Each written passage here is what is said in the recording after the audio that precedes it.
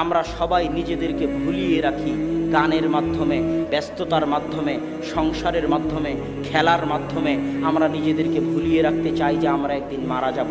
আত্মার কথাটা আমরা শুনতে চাই না। আত্মার কথা শোনার জন্য একটু সময় দিতে হয়। সময়ে বরকত কিভাবে হবে? আজকে সময়ে বরকত নাই, এটা কি বুঝতে পারেন? এখনকার যুগে সময়ে বরকত নাই, এটা কি বুঝতে পারেন? সময়, মাস, দিন দ্রুত পার হয়ে যাচ্ছে, কারো সময়ে বরকত নাই। একদিন, এক সপ্তাহ, এক বছর কোনো কাজ ছাড়াই আপনি একটু ভাবেন তো, গত এক বছর আপনি কি কাজ করেছেন যা দেশ জাতি এবং ইসলামের উপকার দিবে? গতকাল আপনি সারাদিন কি এমন কাজ করেছেন যা দেশ জাতি এবং ইসলামের, আপনার নিজের জন্য মৃত্যুর পর উপকার দিবে? কোনো কাজ খুঁজে পাবেন না। এইভাবেই দিন পার হয়ে যাচ্ছে সবার, সব মানুষের। এই জন্য আল্লাহ বলেছে ওয়াল আসর ইন্নাল ইনসানা লাফি খুসর। সব মানুষ সময় নষ্ট করে, সব মানুষ ধ্বংসের মধ্যে, ক্ষতির মধ্যে নিমজ্জিত। সময়ের বরকত উঠে গেছে। অথচ আমাদের সালাফে সালেহিন, তাদের জীবনে সময়ের কত বরকত ছিল, কত বরকত ছিল, বেহিসাব বরকত ছিল তাদের জীবনে। স্বয়ং আল্লাহ রাসূল মাত্র 23 বছরের জীবনে সারা পৃথিবীতে বিপ্লব তৈরি করেছেন, আর আমরা 30-40 বছর কিছু করতে পারি না। ইমাম নববী রাহিমাহুল্লাহ মাত্র 37-38 বছর বয়সে মারা গেছে, অথচ তার এমন কোনো বই নাই যে বই মুসলমানদের ঘরে স্থান পায়নি। অল্প বয়সে মারা গেছেন, অথচ এত খিদমত করে গেছেন। আল্লাহ তাদের সময়ে বরকত দিয়েছিল। আমাদের সময় হচ্ছে বরকতহীন সময়। কেউ যদি সময়ে বরকত পেতে চায় তাহলে কয়েকটি কাজ জরুরি। এক, সময়ে বরকত পাওয়ার জন্য জরুরি হচ্ছে আল্লাহ সুবহানাহু তাআলাকে স্মরণ করা, আল্লাহ সুবহানাহু তাআলার জিকির করা। আল্লাহ সুবহানাহু তাআলার স্মরণ করা এত বড় ইবাদত, এত বড় ইবাদত, এত বড় ইবাদত যে আল্লাহ সুবহানাহু তাআলা বলছেন, ইউনুস যদি মাছের পেটে আমাকে স্মরণ না করত তাহলে আমি ইউনুসকে কিয়ামত পর্যন্ত মাছের পেটে রেখে দিতাম। আল্লাহকে স্মরণ করা এত বড় ইবাদত, আল্লাহকে স্মরণ করা এত বড় ইবাদত। আল্লাহ বলছেন ফাযকুরুনি আযকুরুকুম। দুনিয়ার মানুষ পৃথিবীর যেখানেই থাকো না কেন, আফ্রিকার জঙ্গলে থাকো আর আটলান্টিক মহাসাগরের অতল গহ্বরে থাকো, যেখান থেকেই আমাকে স্মরণ করো না কেন, আমি আল্লাহ এই মহাপরাক্রমশালী সত্তা হওয়ার পরেও, সারা পৃথিবীর মালিক হওয়ার পরেও যেখান থেকে আমাকে স্মরণ করবে, আমি আল্লাহ সেখানেই, সেই অবস্থাতেই তোমাকেও স্মরণ করব। আল্লাহু আকবার, আল্লাহু আকবার।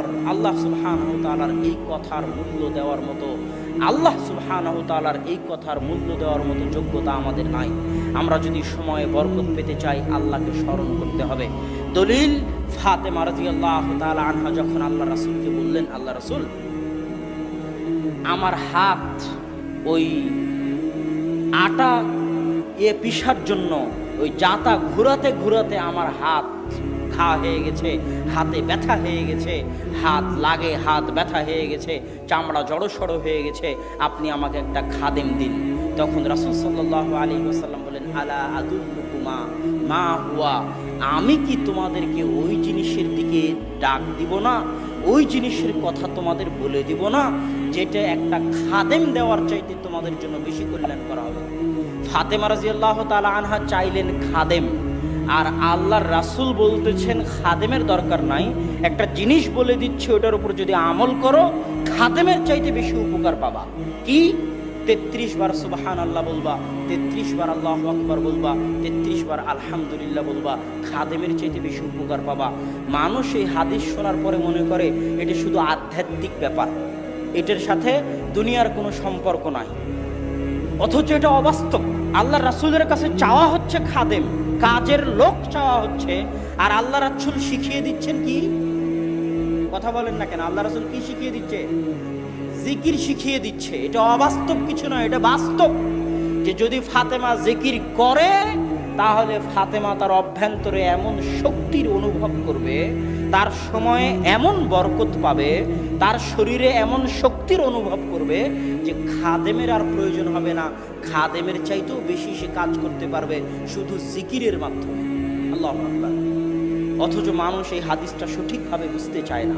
এই জন্য ইবনে তাইমিয়া রাহিমাহুল্লাহ, ইবনুল কাইয়িম বলতেছেন, ইবনে তাইমিয়া রাহিমাহুল্লাহ ফজরের পর থেকে নিয়ে 8টা 9টা 10টা পর্যন্ত আল্লাহ সুবহানাহু ওয়া তাআলার জিকির করতেন একা একা। তো একদিন অনেক দেরি হয়ে গেছে, তখন ইবনুল কাইয়িম বললেন, আপনি সকালের নাস্তা করবেন না? তখন ইবনে তাইমিয়া বললেন, এটাই ছিল আমার সকালের নাস্তা। আমি ফজরের পর থেকে যদি এই 2-3 ঘন্টা আল্লাহ সুবহানাহু ওয়া তাআলাকে স্মরণ না করতাম, তাহলে আমার পেট, আমার অন্তর, আমার আত্মা ভর্তি হতো না। আমি সারাদিনে কিছু শান্তি করতে পেতাম না। মানুষের যেমন পেটের খাবার লাগে, মানুষের তেমন আত্মার খাবার লাগে, কিন্তু মানুষ বুঝে না। মানুষ কেন বুঝে না? মানুষের এই শরীরটা তৈরি হয়েছে দুনিয়াতে। এই শরীর কোথায় তৈরি হয়েছে? দুনিয়াতে, মায়ের পেটে। আর আত্মা কোথায় তৈরি হয়েছে? আত্মা কি দুনিয়াতে তৈরি হয়েছে? আমাদের প্রত্যেকের ভিতরে একটা জিনিস আছে যেটা দুনিয়ার নয়, সেটা আল্লাহর পক্ষ থেকে পাঠানো, সেটা হচ্ছে আমাদের আত্মা। এই জন্য যখনই গুনাহের কথা আসে তখনই আল্লাহ দোয়া শিখিয়ে দিয়েছেন, রব্বানা যালামনা আনফুসানা, আমরা আমাদের আত্মার উপর অত্যাচার করেছি। আল্লাহ বলেননি গুনাহ করেছি। ইন্নী যালামতু নাফসি, আমি আমার আত্মার উপর অত্যাচার করেছি। আল্লাহ বলেননি গুনাহ করেছি। কেন? যখনই মানুষ গুনাহ করে তখনই সে তার আত্মার উপর অত্যাচার করে। কেননা এই আত্মা তো সেই আত্মা, এই আত্মা তো সেই আত্মা যে আত্মা আসমানের জগতে আল্লাহকে বলেছিল, আলাস্তু বিরব্বিকুম ক্বালু বালা, আল্লাহ বলেছিল, আমি কি তোমাদের প্রতিপালক নই? এই আত্মাও বলেছিল, হ্যাঁ আপনি আমাদের প্রতিপালক। কিন্তু দুনিয়াতে আসার পর ওই আত্মাকে তার প্রতিপালক থেকে দূরে সরিয়ে দেওয়া হয়েছে। ওই আত্মাকে তার প্রতিপালক থেকে দূরে সরিয়ে দেওয়া হয়েছে। পিতার সাথে সন্তানের দূরত্ব যত কষ্টের, মায়ের সাথে সন্তানের হারিয়ে যাওয়া, বিচ্ছেদ হওয়া যত কষ্টের, বন্ধুর সাথে বন্ধুর হারিয়ে যাওয়া, বিচ্ছেদ হওয়া যত কষ্টের, আল্লাহর সাথে বান্দার সম্পর্ক ছিন্ন হওয়া তার চেয়ে 1000 গুণ কষ্টের, তার চেয়ে 1000 গুণ কষ্টের, তার চেয়ে 1000 গুণ কষ্টের। আমাদের প্রত্যেকের আত্মা কষ্টে আছে, কিন্তু আমরা অনুভব করি। আমাদের প্রত্যেকের আত্মা দুঃখে আছে, কষ্টে আছে, অত্যাচারিত অবস্থায় আছে, নির্যাতিত অবস্থায় আছে। আমরা কেউ অনুভব করি না। আমাদের অনুভব করতে দিতে হবে। কেন অনুভব করি না? আমরা সবাই নিজেদেরকে ভুলিয়ে রাখি গানের মাধ্যমে, ব্যস্ততার মাধ্যমে, সংসারের মাধ্যমে, খেলার মাধ্যমে। আমরা নিজেদেরকে ভুলিয়ে রাখতে চাই যে আমরা একদিন মারা যাব। আত্মার কথাটা আমরা শুনতে চাই না। আত্মার কথা শোনার জন্য একটু সময় দিতে হয়। দুনিয়ার সব কিছু থেকে দূরে হয়ে আত্মার কথা শোনার জন্য একটু সময় দিতে হয়। মানুষের হাতে সেই সময়টুকু নেই। মানুষ হয় গান দিয়ে নিজেকে ব্যস্ত রেখেছে, না হয় জুয়া দিয়ে ব্যস্ত রেখেছে। ঘুমানোর আগ পর্যন্ত মানুষ মোবাইল চালায়। কথা কি ঠিক না ভুল বলেন তো? ঘুমানোর আগ পর্যন্ত যদি মোবাইল চালায়, তাহলে সে তার আত্মাকে কখন বুঝবে? আল্লাহ সুবহানাহু ওয়া তাআলার স্মরণে মানুষের আত্মাগুলো প্রশান্তি পায়। কেন প্রশান্তি পায়? এই আত্মার সৃষ্টিকর্তা তো আল্লাহ। আপনি তাকে গুনাহ দিয়ে আল্লাহ থেকে দূরে সরিয়ে রেখেছেন। যখন আপনি আল্লাহর স্মরণ করেন, তখন আত্মা তার সৃষ্টিকর্তার সাথে, তার সৃষ্টিকর্তার কাছে চলে যায়। তখন সে শান্ত হয়ে যায়, তখন সে প্রশান্তি পায়। আল্লাহর স্মরণের মধ্যে মানুষের আত্মার প্রশান্তি রয়েছে। আর যখন আপনি আল্লাহকে স্মরণ করেন না, করছেন না, দিন যাচ্ছে, রাত্রি যাচ্ছে, আত্মার উপর অত্যাচার, জুলুম, নির্যাতন, গুনাহের সাগর দিয়ে আপনি আত্মাকে ঢেকে ফেলেছেন, তখন একটা সময় আসে এই আত্মা আত্মহত্যা করে পালিয়ে বাঁচার রাস্তা খুঁজে। হতাশাগ্রস্ত আত্মা, বিপর্যস্ত আত্মা হাজারো যুবক আছে, হাজারো যুবতী আছে, যারা অন্যায় করতে করতে করতে করতে আল্লাহর থেকে আত্মাকে দূরে নিয়ে যেতে যেতে যেতে যেতে হতাশাগ্রস্ত, বিপর্যস্ত, চিন্তাগ্রস্ত, জীবনে শান্তি নাই। এসি রুমে থাকার পরও ঘুম আসে না। সুখ আর শান্তি এক জিনিস নয়। টাকা দিয়ে সুখ কেনা যেতে পারে, টাকা দিয়ে শান্তি কেনা যায় না। টাকা দিয়ে 100 তলা বিল্ডিং বানানো যেতে পারে, এসি ক্রয় করা যেতে পারে, কুলার ক্রয় করা যেতে পারে। টাকা দিয়ে শান্তি ক্রয় করা যায় না। শান্তি আসে আল্লাহর সামনে মাথা নত করলে, শান্তি আসে আল্লাহর সামনে ছোট হলে, শান্তি আসে আল্লাহর শুকরিয়া আদায় করলে। যেভাবে দাউদ, যেভাবে সুলাইমান আল্লাহর শুকরিয়া আদায় করেছে, এত ক্ষমতার মালিক হওয়ার পরেও, এত টাকার মালিক হওয়ার পরেও, এত ধনী হওয়ার পরেও আল্লাহ যত নিয়ামত দিয়েছে, দাউদ আর সুলাইমান তত ছোট হয়েছে। আল্লাহ যত নিয়ামত দিয়েছে, দাউদ আর সুলাইমান তত ছোট হয়েছে। আল্লাহর তত ইবাদত করেছে, আল্লাহর তত শুকরিয়া আদায় করেছে। কেননা এটার মধ্যেই আত্মার প্রশান্তি রয়েছে। আর যে জিকিরগুলো শুনে মানুষ লাফালাফি করে, যে জিকিরগুলো শুনে মানুষ বাসে উঠে, এই জিকির শয়তানের জিকির। কেননা এই জিকিরে আত্মা শান্ত হয় না। ওই জিকির সঠিক জিকির, যেই জিকিরে মানুষের আত্মাগুলো প্রশান্তি পায়। অতএব হে আমার ভাইরা, আমরা যদি আমাদের সময়ে বরকত খুঁজে পেতে চাই, আমরা যদি আমাদের জীবনে শান্তি আনতে চাই, তাহলে দুনিয়া থেকে একটু হলেও সময় বের করতে হবে প্রতিদিন আল্লাহ সুবহানাহু ওয়া তাআলাকে স্মরণ করার জন্য। যদি না পারেন সময় বের করতে, অন্তত পক্ষে যে কোনো মূল্যে দিনে রাতে 24 ঘন্টায় 5 বার আল্লাহকে স্মরণ করতে হবে। আকিমিস সালাতা লিযিকরি, দুনিয়ার মানুষ তোমরা সালাত আদায় করো, সালাত কায়েম করো, আমি আল্লাহ আমাকে স্মরণ করার জন্য। আল্লাহু আকবার। যদি না পারেন 24 ঘন্টায় আল্লাহকে সর্বদা স্মরণ করতে, আল্লাহ জানেন আপনি পারবেন না, কিন্তু কমসে কম কয়বার স্মরণ করবেন আল্লাহকে? 5 বার দিনে রাতে সালাতের মাধ্যমে আল্লাহকে 5 বার স্মরণ করতে হবে। আর এই যে এখন এসেছে মেডিটেশন, মানুষ মেডিটেশন শিখায়, তারপরে আরও কত কি পন্থা তৈরি হয়েছে আত্মাকে শান্তি দেওয়ার জন্য। আমি বলি সালাতের চাইতে বড় কিছু নাই যেটা মানুষের আত্মাকে শান্তি দিতে পারে। কেন? সালাতের মতো উচ্চ স্তরের মেডিটেশন পৃথিবীর কেউ তৈরি করতে পারবে না। আমি মেডিটেশন শাস্ত্র নিয়েও পড়েছি। মেডিটেশন শাস্ত্রের সর্বোচ্চ স্তর হচ্ছে মানুষ কাজ করা অবস্থায় ধ্যান করে। কাজ করা অবস্থায় ধ্যান করে, এটা হলো মেডিটেশনের সর্বোচ্চ স্তর। এমনি চুপচাপ শান্ত হয়ে বসে থেকে ধ্যান করতে পারে, এটা সবাই পারে, কিন্তু কাজও করতেছেন আবার ধ্যানও করতেছেন, এর চেয়ে উচ্চ স্তরের মেডিটেশন হতে পারে না। এটা মেডিটেশন শাস্ত্রের কথা। ঠিক সালাত, আপনি নড়াচড়াও করতেছেন, রুকু সিজদাও করতেছেন, অথচ আপনার ফুল কনসেন্ট্রেশন, ফুল মনোযোগ সিজদার দিকে দৃষ্টি রেখে আল্লাহ সুবহানাহু তাআলার সাথে আছে। এর চেয়ে বড় মেডিটেশন পৃথিবীতে হতে পারে না, যদি মানুষ মনোযোগ দিয়ে সালাত আদায় করতে পারে। মনোযোগ দিয়ে সালাত আদায় করলে আপনার অন্তর শান্ত হবেই, আপনার জীবনে শান্তি ফিরে আসবেই, আপনার সময়ে বরকত হবেই হবে।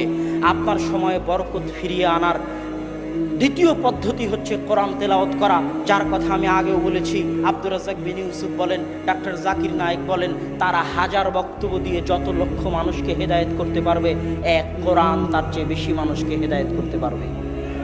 কেন? হুদাল লিন্নাস। আব্দুর রাজ্জাক বিন ইউসুফ, ডক্টর জাকির নায়েককে আল্লাহ বলেনি হুদাল লিন্নাস, কিন্তু কোরআনকে আল্লাহ বলেছে হুদাল লিন্নাস। কেউ যদি না থাকে, শুধু কোরআন যদি থাকে, কোরআন একাই মানুষকে হেদায়েত করতে পারবে। এই ক্ষমতা, এই পাওয়ার কোরআনের মধ্যে আছে, কিন্তু আমাকে এবং আপনাকে বুঝে কোরআন পড়তে হবে। বুঝে কয়জন? বুঝে কোরআন পড়তে হবে। বুঝে কয়জন? আল্লাহ বলছে কোরআনকে যদি পাহাড়ের উপর অবতীর্ণ করতাম, পাহাড় বিদীর্ণ হয়ে যেত, চূর্ণ বিচূর্ণ হয়ে যেত। কোরআন এত দামি জিনিস, এত ভারী জিনিস, কিন্তু মানুষের কোরআন বুঝার মতো ক্ষমতা নাই। আপনি যদি কোরআন বুঝে পড়েন, আপনার চোখ দিয়ে পানি ঝরবেই ঝরবে, আপনার অন্তর ঠান্ডা হবেই হবে, কিন্তু বুঝার ক্ষমতা তো আমাদের নাই। এই জন্য ইবনে তাইমিয়া রাহিমাহুল্লাহ বলেছেন, প্রত্যেক মুসলমানের উপর কোরআন শিক্ষা ফরজ। আলিফ বা তাসা বানান করে পড়তে পারা ফরজ জি না, কোরআন বুঝতে পারার মতো আরবি শিক্ষা করা প্রত্যেক মুসলমানের উপর ফরজ। ইবনে তাইমিয়া রাহিমাহুল্লাহর ফতোয়া। আরবি বুঝে কোরআন বুঝতে পারার মতো জ্ঞান অর্জন করা আপনাদের সবার উপর ফরজ। ফতোয়া ইবনে তাইমিয়া রাহিমাহুল্লাহ। কেননা কোরআন যদি মুসলমান না বুঝে, তাহলে মুসলমান আল্লাহ তার জন্য কি পাঠিয়েছে সেটা বুঝতে পারলো না। কেননা কোরআন মানুষের জন্য এসেছে। মানুষ যদি মনে করে কোরআন শুধু মুহাম্মদ সাল্লাল্লাহু আলাইহি ওয়াসাল্লামের, তাহলে ভুল হবে। হুদাল লিন্নাস প্রত্যেক মানুষের কাছে এসেছে। প্রত্যেক মানুষকে আরবি শিখে কোরআন বুঝতে পারতে হবে। কোরআন পড়লে সময় বরকত হবেই হবে, সময় বরকত হবেই হবে ইনশাআল্লাহ। শেষ কথা, আমাদের এই যুগে সময় থেকে বরকত কেড়ে নিয়েছে কোন জিনিসটা বলেন দেখি? মোবাইল। আমাদের এই যুগে সবার জীবন থেকে, সবার সময় থেকে সকল বরকত কেড়ে নেওয়ার সবচেয়ে বড় মাধ্যম হচ্ছে আমাদের হাতের মোবাইল। ফেসবুকে মোবাইল একবার হাতে নিয়েছেন কল দেওয়ার জন্য, মনটা চলে গেল ফেসবুকে। ফেসবুকে চলে গেলেন, স্ক্রল করতে করতে আধা ঘন্টা 1 ঘন্টা কখন পার হয়ে গেছে বুঝার সময় হয়ে ওঠে না।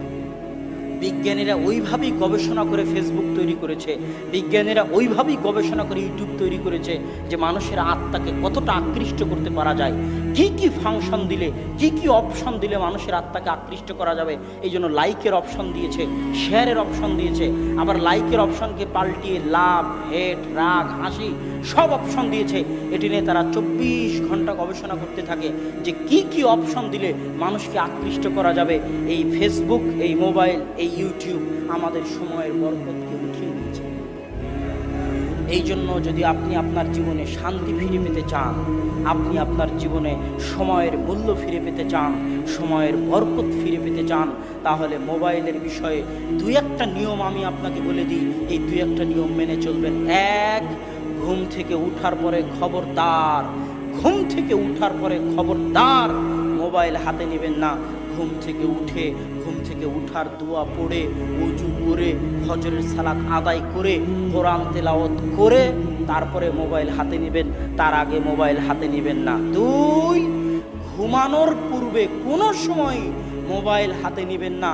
ঘুমানোর পূর্বে আধা ঘন্টা 1 ঘন্টা পূর্বে মোবাইল দূরে সরিয়ে দিন। কোরআন তেলাওয়াত করে, দোয়া দরুদ পড়ে, যে দোয়াগুলো আল্লাহ এবং আল্লাহ রাসূল শিখিয়ে দিয়েছেন সেই দোয়াগুলো পড়ে ঘুমাতে যান। ঘুমানোকে ইবাদতে পরিণত করুন।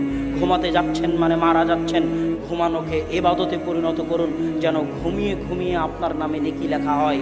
আপনি যদি ওযু করে ঘুমের দোয়া পড়ে ঘুমিয়ে যান, আর যদি রাত্রে আপনার ঘুম ভাঙে, আর ঘুম ভাঙা মাত্র আপনি যদি আল্লাহকে স্মরণ করতে পারেন, তখন যদি আল্লাহকে স্মরণ করার পর কিছু চান, আল্লাহ রাসূল বলছে তখন যে যা চাইবে আল্লাহ তাকে তাই দিয়ে দেবে। ঘুমের মধ্যে অনেক ইবাদত আছে, ঘুমকে ইবাদতে পরিণত করুন। ঘুমের আগে মোবাইল চালাবেন না, ঘুম থেকে উঠেও মোবাইল চালাবেন না। আর তৃতীয় পয়েন্ট হচ্ছে আর্জেন্ট আর ইম্পর্টেন্ট, গুরুত্বপূর্ণ আর জরুরি, এই দুইটা জিনিসের মধ্যে পার্থক্য করতে শিখতে হবে। আর্জেন্ট কি জিনিস, ইম্পর্টেন্ট কি জিনিস। মানুষ সব সময় আর্জেন্টের পিছনে ছুটে, আরে কল আসতেছে তাড়াতাড়ি দাও, কলটা ধরি। আরে নোটিফিকেশন আসলো তাড়াতাড়ি নোটিফিকেশন দেখি। আরে মেসেজ আসলো, শব্দ হলো তাড়াতাড়ি মেসেজটা দেখি। এই যে আর্জেন্ট, চারিদিক থেকে মানুষ আর্জেন্টের চাপে নিজের সময়ের উপর নিয়ন্ত্রণ হারিয়ে ফেলে। জি না, মেসেজ আসতেছে আসুক, নোটিফিকেশন বাজতেছে বাজুক, মোবাইলে কল বাজতেছে বাজুক, আপনি সবসময় ভাববেন এটা ইম্পর্টেন্ট কিনা, গুরুত্বপূর্ণ কিনা, এই কাজটা আমার প্রয়োজন কিনা, এই কাজটা আমার লাভ দিবে কিনা, উপকার দিবে কিনা। তাহলে আপনি সময়কে নিয়ন্ত্রণ করতে পারবেন। আর যদি খেলে আর্জেন্টের পিছনে ভাগেন, ফোন আসলো রিসিভ করতে হবে, নোটিফিকেশন আসলো দেখতে হবে, মেসেজ আসলো দেখতে হবে, গেটে কেউ কলিং বেল টিপতেছে বাইরে গিয়ে দেখতে হবে, খালি যদি আর্জেন্টের পিছনে ছুটতে থাকেন, অমুক মানুষ ডাকতেছে যেতে হবে, তাহলে আপনি আপনার সময়ের বরকত হারিয়ে ফেলবেন। প্রত্যেক পদক্ষেপে আপনাকে ভাবতে হবে এই পদক্ষেপটা আমার জন্য গুরুত্বপূর্ণ কিনা, আমার জন্য কাজের কিনা। যদি গুরুত্বপূর্ণ হয়, কাজের হয়, তাহলে গ্রহণ করুন। আর গুরুত্বপূর্ণ যদি কাজের না হয়, ফেলে রাখুন। পরবর্তীতে যখন অবসর সময় হবে তখন দেখবেন। সম্মানিত উপস্থিতি, আমি এ পর্যন্ত দুটো কথা বলেছি, এক সময়কে কাজে লাগানো, আর সময়কে কাজে লাগাতে চাইলে টাইম ম্যানেজমেন্ট, সেটা বলেছি ফজরের সালাত এবং 5 ওয়াক্ত সালাত। তারপরে বলেছি সময় বরকত হওয়া।